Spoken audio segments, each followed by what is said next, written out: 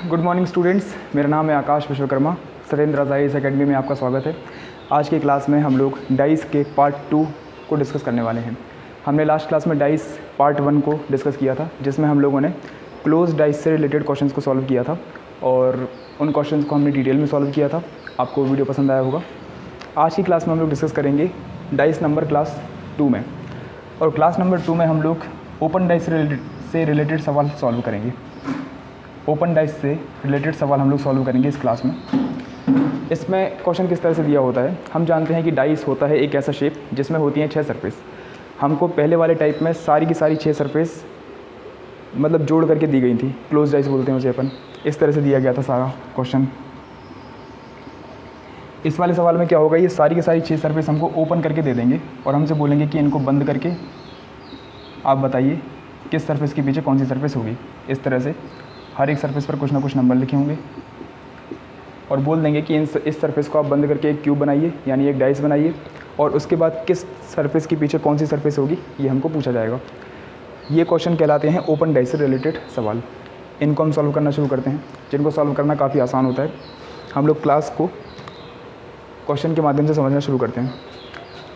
आप लोग ये क्वेश्चन देख पा रहे हैं। इस सवाल में पूछा गया है कि छायांकित भाग एक घन का आकार है और फलक एक आपके सम्मुख है, तो सामने कौन सा फलक होगा ये बताइए। कहने का मतलब है एक नंबर के पीछे कौन सा नंबर होगा, ये पूछा गया है अपन से इस सवाल में। अब इस ओपन डाइस को हमको बंद करके दिखाना है। इस ओपन डाइस को हमको बंद करके दिखाना है, तो आप देखते हैं इसको बंद करके।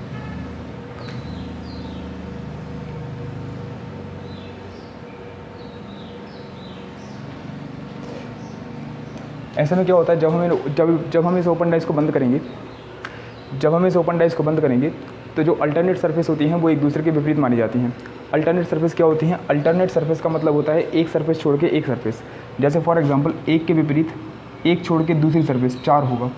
मतलब अल्टरनेट का मतलब होता है ये सरफेस फिर ये वाली छोड़ के ये वाली सरफेस, ये दोनों एक दूसरे के विपरीत मानी जाएंगी, तो एक के पीछे 4 होगा। वैसे ये वाली जो सरफेस है इसके पीछे ये वाली सरफेस मानी जाएगी, क्योंकि एक छोड़ के एक सरफेस।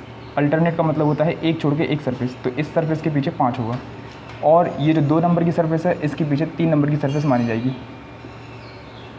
अल्टरनेट सरफेस का मतलब होता है एक छोड़ के एक सरफेस, तो अल्टरनेट सरफेस एक दूसरे के विपरीत मानी जाती हैं। इस हिसाब से एक के पीछे क्या होगा, तो एक के पीछे तुम कहोगे सर 4 होगा, और हमारा आंसर सही रहेगा। ठीक है। या फिर आप इसको इस तरह से भी समझ सकते हो, जब आप इसको बंद करके एक डाइस बनाने का प्रयास करोगे, तो थोड़ा सा इमेजिन करो, इसमें से आप डाइस कैसे बनाओगे। ये दोनों सरफेस को आप इस तरह से ओपन करोगे और ये ऊपर वाली सरफेस इसके ऊपर आ जाएगी, जिससे ये वाली सरफेस इसके विपरीत, ये इसके विपरीत और ये इसके विपरीत रहेगा। थोड़ा सा इमेजिन करके इसको बंद करने का ट्राई करो, तो शायद आप क्वेश्चन तक पहुंच जाओगे। अदरवाइज़ ये टेक्निक कि अल्टरनेट सरफेस एक दूसरे के विपरीत होती है, हम इससे आंसर निकाल सकते हैं। हम लोग कुछ ट्राई करते हैं एग्जाम्पल्स करने का। जैसे अगर आपके सामने डाइस का शेप इस तरह से बना हुआ आए,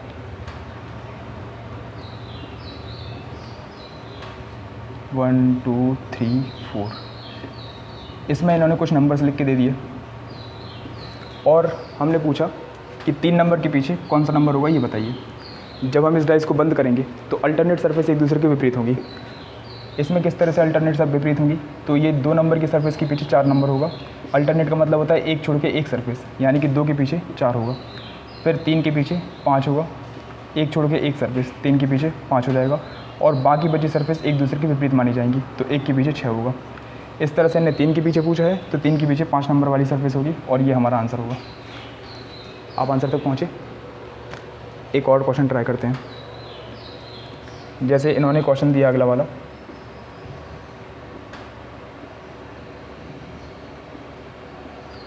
इस क्वेश्चन में इन्होंने पूछ लिया हमसे ABCDEF कि सी के पीछे कौन सी सरफेस होगी। ये के नहीं है, ये सी है। सी के पीछे कौन सी सरफेस होगी।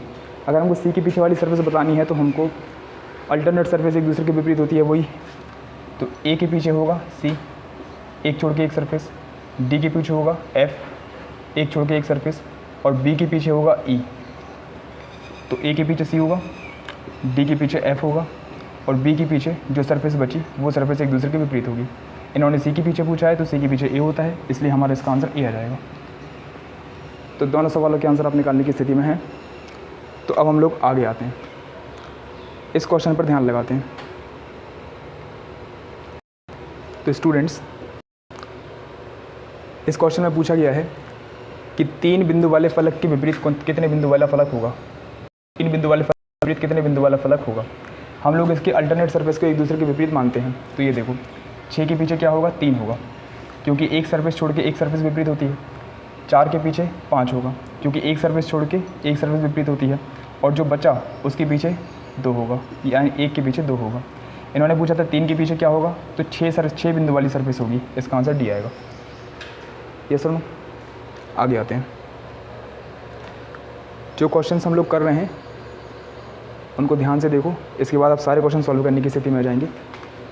तो देखिए, इस क्वेश्चन में पूछा गया है कि 5 बिंदु वाले फलक के पीछे कितने बिंदु वाली फलक होगी, मतलब कि 5 के पीछे क्या होगा ये पूछा गया है। यहाँ पर हम फिर से शुरू करेंगे ऊपर से। 1 के पीछे एक सरफेस विपरीत होगी, तो 1 बिंदु वाले सरफेस के पीछे 4 बिंदु वाला सरफेस होगा। फिर ये 2 के पीछे 6 बिंदु वाला सरफेस होगा, और बाहर वाले 3 के पीछे बाहर वाला 5 होगा। तो 3 के पीछे क्या होगा, 5 होगा। इनने 5 के पीछे पूछा है तो आपका आंसर 3 होगा। ओके, इस क्वेश्चन को सॉल्व करते हैं। इस क्वेश्चन में इन लोगों ने पूछा है कि F फलक के पीछे कौन सी सरफेस होगी, फलक नंबर F के पीछे कौन सी सरफेस होगी। तो आपको बताना है F के पीछे क्या होगा। तो अल्टरनेट सरफेस विपरीत होती हैं। तो ये देखो B के पीछे क्या है, D, एक छोड़ के एक सरफेस पीछे होती है एक दूसरे के। C के पीछे क्या होगा, E होगा, C के पीछे E होगा, और A के पीछे होगा F, बाहर वाली सरफेस के पीछे बाहर वाली सरफेस। और इन्हें F के पीछे पूछा है तो हमारा आंसर आएगा A। तो A जो है वो F सरफेस के पीछे होगा। आप इस तरह के क्वेश्चन निकालने की स्थिति में आ गए हैं। अगर आपसे ये क्वेश्चन बन गया है तो अब इसको सॉल्व करते हैं। ठीक, इस क्वेश्चन को हम लोग अब सॉल्व करते हैं। ठीक है, देखो स्टूडेंट्स, इस क्वेश्चन को सॉल्व करते हैं।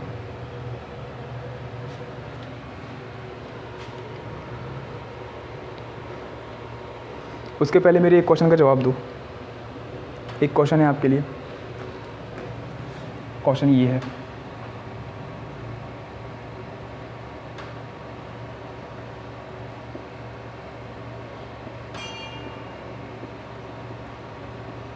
इसमें आपको मुझे बताना है कि कौन सी सरफेस किस नंबर के विपरीत होगी। कौन सी सरफेस किस नंबर के विपरीत होगी। तो आप लोग बताओगे कि सर ये तो बड़ा आसान है, अभी हम लोगों ने सीखा। अपोजिट सरफेस एक दूसरे, मतलब अल्टरनेट सरफेस एक दूसरे के विपरीत होती हैं। तो 2 के पीछे 4 होगा और 3 के पीछे 5 होगा और 1 के पीछे 6 होगा। ये सारी की सारी सरफेस एक दूसरे के विपरीत होंगी, ये तो हम जानते हैं। बढ़िया, अगर ये विपरीत हैं तो अब यहाँ से मैं एक सवाल बनाता हूँ। मैंने एक डाइस बनाया और उस डाइस में मैंने रख दिया 2, 4, 3। ठीक है, मुझे ये क्वेश्चन की इन्फॉर्मेशन देख करके बताओ क्या ये डाइस की इमेज सही हो सकती है। इसी इन्फॉर्मेशन के बेसिस पर हमको इसका आंसर देना है। ठीक है, तो 2 के पीछे 4 नंबर आता है, आप जानते हैं। अगर 2 के पीछे 4 नंबर आता है तो आप कहेंगे सर अगर ये इसी इन्फॉर्मेशन की डाइस है और 2 के पीछे 4 आता है तो 2 सरफेस के पीछे वाला जो 4 है वो इसके पीछे वाली सरफेस पे होना चाहिए। वो नंबर ऊपर क्या कर रहा है, ये नंबर ऊपर नहीं होना चाहिए, है ना। क्योंकि हमने कल एक बार देखा था कि 2 अपोजिट सरफेस जो होती हैं वो कभी एक दूसरे के सामने नहीं दिखती।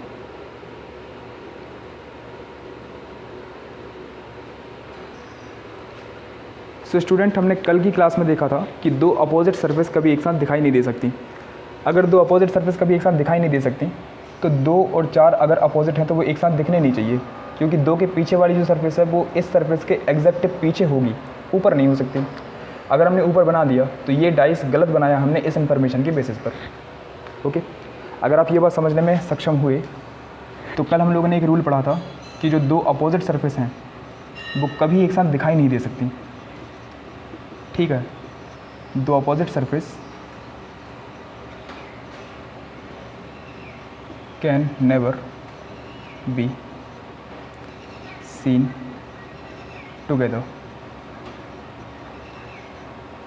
ओके, तो दो अपोजिट सरफेस कभी एक साथ दिखाई नहीं दे सकती। जैसे फॉर एग्जांपल ये एक डाइस है, इस डाइस पर ये जो है ये फ्रंट सरफेस है, एकदम सामने वाली सरफेस, तो इसके पीछे जो सरफेस है वो होगी एकदम बैक साइड पे, जो हमको दिखाई नहीं पड़ रही, क्योंकि हम एक बार में डाइस की 3 इमेज देख सकते हैं। अच्छा, यदि मैं आपको और सरफेस बताऊं, ये है टॉप सरफेस, ऊपर वाली सरफेस, तो इसके अपोजिट वाली जो सरफेस है वो नीचे होगी इसके बॉटम पे, जो हमको दिखाई नहीं पड़ रही, ठीक है। और ये है राइट सरफेस, और इसके अपोजिट वाली जो सरफेस है वो होगी यहाँ पर लेफ़्ट सरफेस, जो हमको दिखाई नहीं पड़ रही। ये सुन लो, तो अगर मैं आपको एक इन्फॉर्मेशन दूँ कि 2 के पीछे 4 है, 3 के पीछे 6 है, 1 के पीछे 5 है, हम अगर ये बात मान लें तो आप सोचो, अगर मैंने 2 यहाँ रखा तो 2 के पीछे वाला जो नंबर है 4 वो होगा बैक साइड पे, जो अपन को दिखाई नहीं पड़ेगा। इसका मतलब ये है कि ये जो 4 और ये जो 2 है, इन दोनों में से हमको एक ही नंबर दिखाई दे सकता है, दोनों नंबर एक साथ नहीं दिख सकते। अगर दोनों नंबर एक साथ दिख गए तो इसका मतलब वो इस इन्फॉर्मेशन के आधार पर बनाया गया डाइस नहीं है, फिर वो डाइस कोई दूसरा डाइस है, ठीक है। तो आपको केवल यही लाइन याद रखनी है कि 2 अपोजिट सरफेस कभी एक साथ दिखेंगे नहीं। अगर ऐसा है तो हम लोग इस क्वेश्चन का आंसर निकालने की स्थिति में हैं। अब इसका आंसर हम लोग कैसे निकालेंगे देखते जाओ। सबसे पहले हमको निकालना है इनके अपोजिट में कौन कौन सी सरफेस होंगी। तो आप जानते हो अल्टरनेट सरफेस एक दूसरे के अपोजिट होती हैं, तो ये वाली जो सरफेस है इसके पीछे होगी ये वाली सरफेस, ये है एक खाली सरफेस, इस खाली सरफेस के पीछे ये वाली खाली सरफेस होगी। वैसे ही ये वाली जो खाली सरफेस है, इस खाली सरफेस के पीछे ये वाली खाली सरफेस होगी,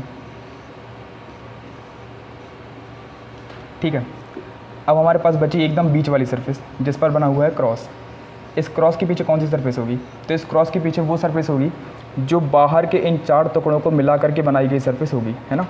ज़रा इमेजिन करो अपने दिमाग में, अगर हम इनको बंद कर रहे हैं इस तरह से डाइस को, तो ये जो 4 टुकड़े हैं छोटे छोटे, ये 4 टुकड़े मिल करके एक सरफेस बनाएंगे। ये 4 टुकड़े मिल करके एक सरफेस बनाएंगे। ये दोनों सरफेस के टुकड़े इस तरह से आ जाएंगे ऊपर, और ये वाला टुकड़ा ऊपर से आ जाएगा यहाँ पे ब्लैक कलर का, और ये वाला टुकड़ा नीचे से आ जाएगा इस तरह ब्लैक कलर का। तो क्रॉस के पीछे इस तरह की सरफेस हमको दिखाई पड़ेगी।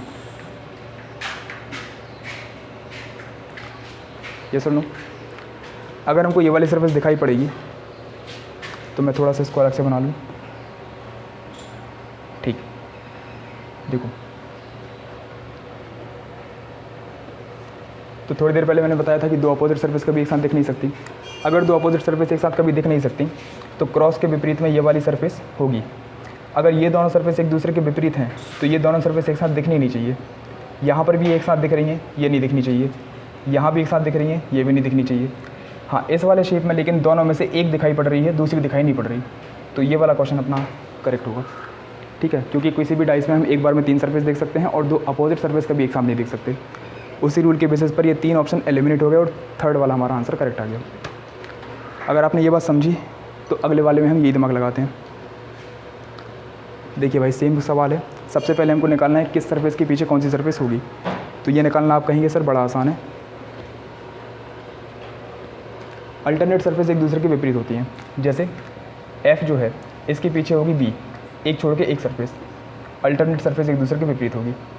E जो है इसके पीछे होगा C, अल्टरनेट सरफेस एक दूसरे के विपरीत होगी। और A जो है उसके पीछे होगा D, A के पीछे होगा D। यहाँ तक का क्वेश्चन क्लियर। अब हम लोग इन ऑप्शंस को करेंगे एलिमिनेट। तो जहाँ कहीं भी अपन को 2 अपोजिट सरफेस साथ में दिखाई पड़ रही है, तो हम लोग इस तरह से इस क्वेश्चन को सॉल्व करना शुरू करते हैं। इस क्वेश्चन में क्या करेंगे, सबसे पहले तो यही पता करेंगे कि किस नंबर के अपोजिट में कौन सा नंबर है। आप लोग कहेंगे सर ये तो बड़ा आसान है, हमको पता है अपोजिट सरफेस एक दूसरे के विपरीत होती हैं, तो F के पीछे B होगा। अल्टरनेट सरफेस एक दूसरे के विपरीत होती हैं तो एक छोड़ के एक सरफेस पीछे होगी। वैसे A के पीछे C होगा क्योंकि ये भी एक छोड़ के एक सरफेस है, और A के पीछे D होगा, ये भी हम लोग जानते हैं। अब इस इन्फॉर्मेशन के बेस पे हम इन 4 ऑप्शन को एलिमिनेट करेंगे। आप लोग जानते हैं 2 विपरीत सतह कभी एक साथ दिखाई नहीं दे सकती। जहाँ कहीं भी 2 विपरीत सतह एक साथ दिखाई पड़ेंगी हम उन ऑप्शन को एलिमिनेट करेंगे। जैसे इस क्वेश्चन को देखते हैं। इस क्वेश्चन में देखो F के पीछे B है और F और B हमको साथ में दिखाई पड़ रहे हैं। इसका मतलब ये क्वेश्चन का आंसर नहीं हो सकता, ये कोई दूसरा डाइस होगा। इस इन्फॉर्मेशन का डाइस तो नहीं है क्योंकि अपोजिट सरफेस हमको एक साथ दिखाई नहीं पड़ती। अगर हम इस क्वेश्चन को ध्यान से देखें तो इसमें तो सब कुछ ही ठीक लग रहा है, कुछ भी विपरीत नहीं है। इस वाले को देखते हैं। तो इसमें आप देखिए ई और सी अपोजिट सरफेस हैं, ये देखो जो हमको साथ में दिखाई पड़ रही हैं, इसलिए ये इसका आंसर नहीं हो सकता। इस वाले सरफेस को अगर हम ऑब्जर्व करें तो ए और डी अपोजिट सरफेस हैं और हमको ए और डी साथ में दिखाई पड़ रही हैं, इसलिए ये भी इस क्वेश्चन का आंसर नहीं हो सकता। क्वेश्चन का आंसर फिर ये वाला होगा, क्योंकि इसमें अपोजिट सरफेस एक साथ दिखाई नहीं पड़ रही। जहाँ जहाँ भी अपोजिट सरफेस एक साथ दिखाई पड़ रही हैं उन ऑप्शन को अपन एलिमिनेट कर सकते हैं। अगर आप ये बात पकड़ पाए तो बहुत बढ़िया। अब आते हैं इस सवाल पे।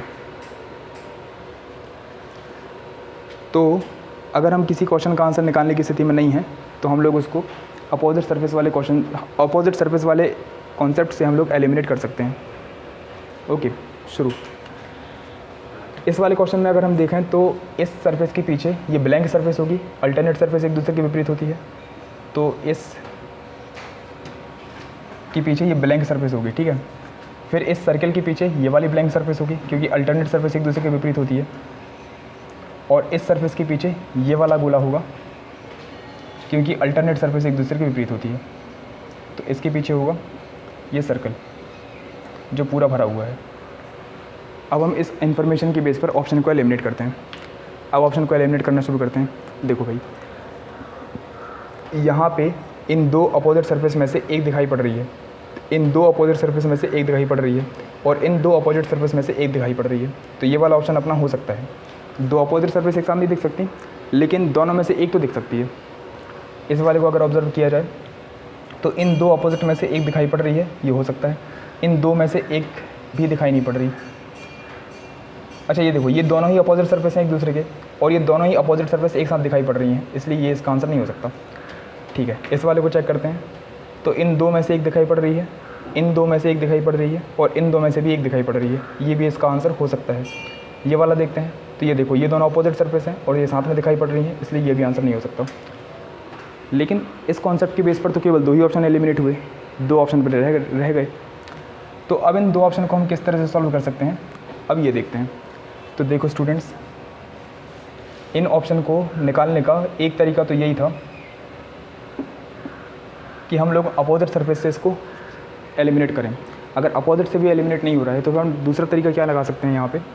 फिर दूसरे तरीके में हमको यहाँ पर रोटेशन चेक करनी पड़ेगी इन लेटर्स की। जैसे ये देखो, यहाँ पर ये जो सिंबल है, ये सर्किल,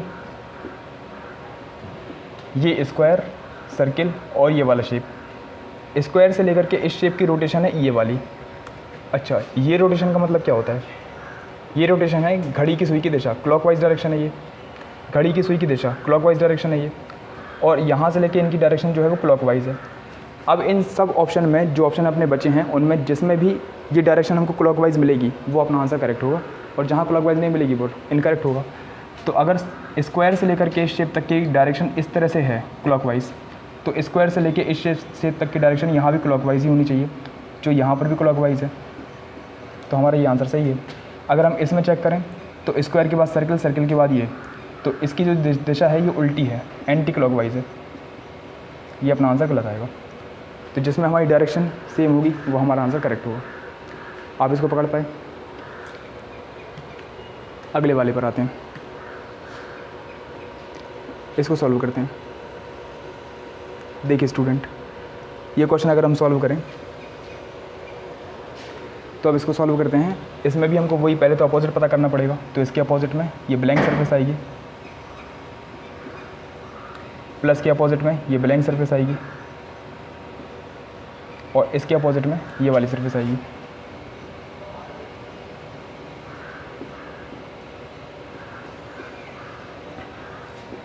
तो अब हमें ऑप्शंस को एलिमिनेट करेंगे।